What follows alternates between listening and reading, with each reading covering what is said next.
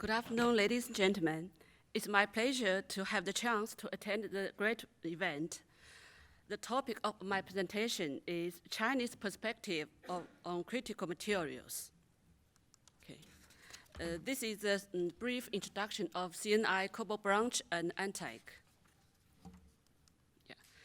As you know, I come from China. In this year, I happened to visit Indonesia, IMIP, and DRC and Zambia.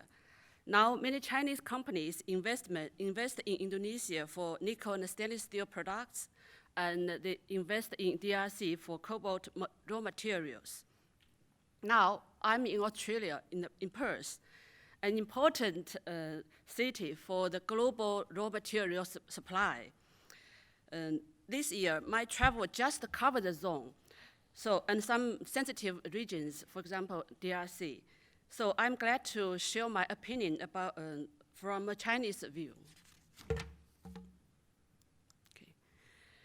The first point is how Chinese players, including both government and business industry actors, view critical material issues. Critical materials are critical because of their wide applications in high-tech fields, with social progresses and economic development. The consumption of bulk commodities such as copper, lead, zinc, even aluminum, all of them have gradually reached their consumption peaks. But the demands for critical materials in various countries are just in beginning. The demand is still increasing. Here, we give the examples of metal consumption densities in solar photovoltaic power facility and electric vehicles. We can see that some real metals, for example, silicon, indium, lithium, cobalt, and nickel, they will play more important roles in these new emerging fields than those traditional industry.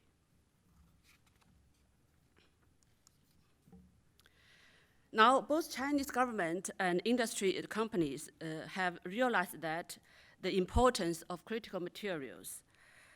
But in China, there is no agreed global list of critical materials, and there is significant variability geographically. For instance, that the UK's list of copper, lead, zinc, gold, and iron, molybdenum, and aluminum are generally not the critical materials in other countries. Only UK is at risk in the terms of supply. Generally saying, the volumes of critical materials are limited and unevenly distributed.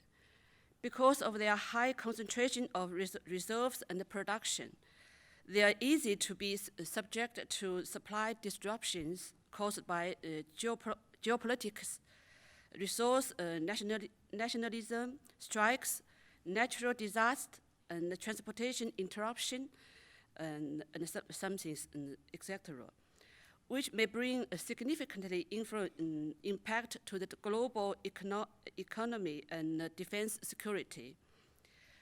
Critical materials are in a dynamic concept, which is proposed under given conditions and environments. With the improvement of cognition and breakthrough of technology, we think the concept of a critical material will be adjusted along. In recent years, European Union, USA, Japan all pay great attention to critical materials. Here we list the critical materials of USA, EU, UK, and Japan. Although the classification standard is quite different for different countries, but some minerals, such as lithium, cobalt, and rare earths, are listed almost in every country. China government have not published a list of critical materials. Generally saying, we divided all resources into three types. One is that China has abundant resource and with great influence in the world, such as rare earths, tungsten, and molybdenum. The second is that China is in shortage supply and depend on the imported raw material, such as copper, cobalt, lithium, and chrome. The third is that deep processed products depend on import, such as indium, gallium, and beryllium. The second point is, what are the unique challenges facing the development of secure and sustainable supply chains in this sector?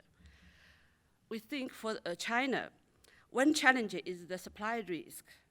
The second challenge for abundant resources, our task is to low cost and promote consumption. The third challenge is the lack of technology to transform the resource advantage to the market advantage. Here we also give the supply-demand scenarios of battery metals in China in last year. We can see that China depends on the imported raw materials on large degree for all the nickel, cobalt, and lithium. If we compared the mine output and with the consumption, we can see that for nickel, 85% of raw material depend on import, and for cobalt, almost 97% depend on import, and for lithium, 86% depend on the import. For lithium, most of them import from Australia. Yeah. We still take cobalt and nickel as examples. This slide shows that the share of cobalt mine output of DRC in the world is between 60 to 70%, which means that the concentrated unstable political situation in DRC will lead to the price volatility. The problem for cobalt supply is not just for China. I think for all of the countries, all of the rest of the countries, we all face the problem of cobalt supply. Since the November of 2018, DRC lifted the resource tax of cobalt from 2% to 10%, which at the cost of downstream. Now, the nickel supply faces the same problem. The graph in the bottom shows that the share of nickel mine output of Indonesia has reached 26% last year and is expected to reach 32% this year. However, Indonesia decided to ban the export of nickel ore from January 2020, which will disturb the global nickel supply. In the second case, materials with abundant resources for China, China will take the initiative to regulate the supply, stabilize the price, and promote the growth of downstream consumption. We take rare earths as examples. On August this year, China government voted to adopt the resource tax law, which will go into effect in September 1st next year. The newly revised tax rate on light rare earths will be 7 to 12% and 20% for medium heavy rare earths. Before adjustment, the resource tax was 27% in South China, 11.5% in the city of Baotou, 9.5% in Sichuan province, and 7.5% in Shandong province. Now the tax cut will help rare earth enterprises to reduce production costs, enhance the international competitiveness, and stabilize the global supply. The third case that for China that the deep processed products depend on imported. We take indium as an example. China export large amount of primary indium ingot, but domestic consumption of indium accounted for less than 50%. China import almost 90% of ITO from other countries. In the field of large-scale ITO target materials, there are obvious distance for China from other advanced countries in the world.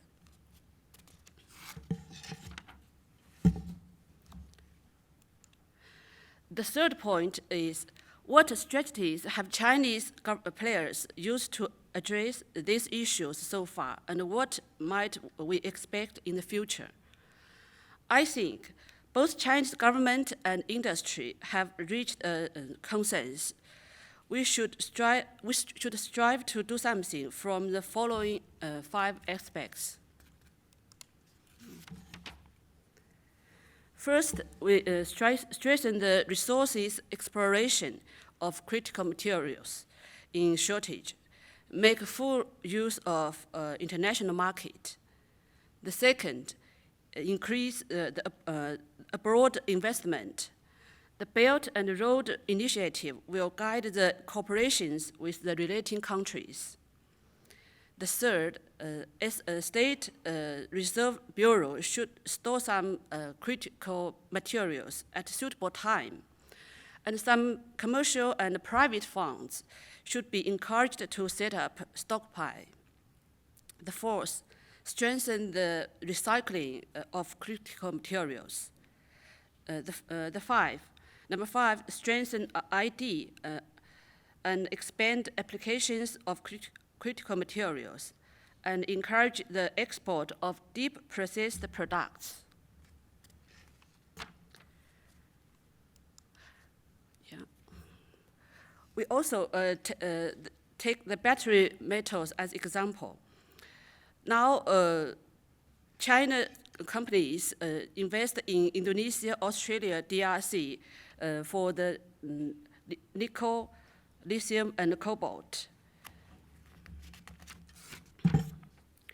Besides the direct investment, we also encourage the trade.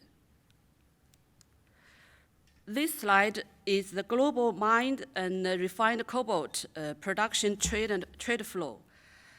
We see that China imports large amount of cobalt raw materials and refined cobalt from Africa, Australia.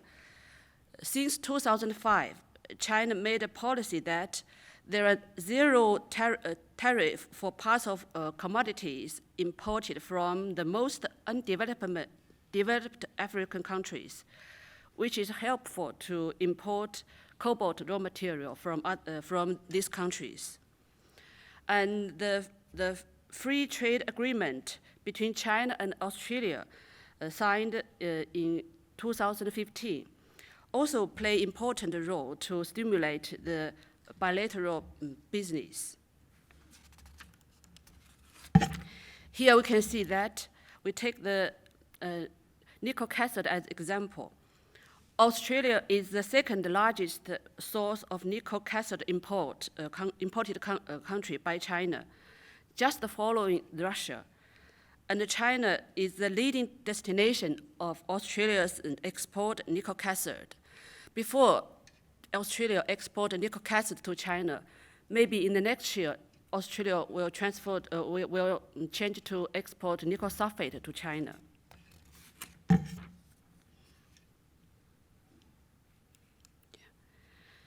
At last, I will summarize my presentation. First, there is no fixed standard for critical materials. Each country and region can propose a list of critical material according to the level of their economy development. It seems that developed countries and regions are in a more active position. The second, different countries have different resource endowments. different levels of economy development, and different fields of expertise. No country can cover all kinds of minerals needed for economy development, including critical materials. Thus, global trade is necessary. Resource nationalism and trade protectionism are unwise. The third, facing the increasing demand and uncertainties supply of some critical materials, China will strengthen cooperations with all countries further. That's all my presentation, and that's my comprehension about critical materials. Thank you for your attention. Thank you.